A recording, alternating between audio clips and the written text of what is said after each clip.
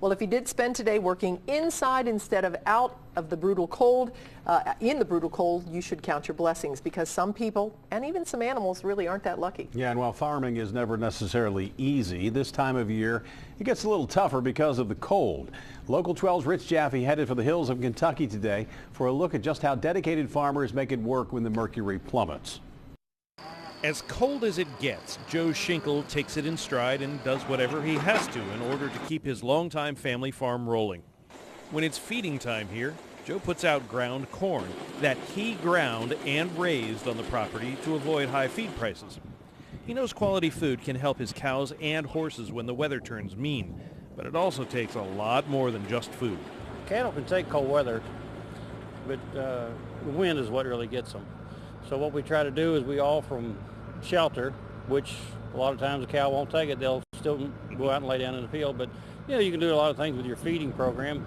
You can feed them in low-lying areas and try to cut the wind. You can actually take hay and make windbreaks. But the main thing is keep them in fresh water. To do that, Joe takes a rather novel approach, using a concrete saw to cut a hole in the pond ice. Nothing is easy when the weather hits single digits or below. It's hard on equipment.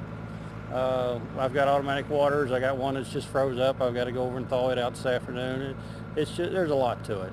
Like any farm, you have to have at least one good dog. And in this case, it's Casey. Never far from Joe or his son Drake, Casey frequently rides right between their legs when they're driving the tractors or other equipment.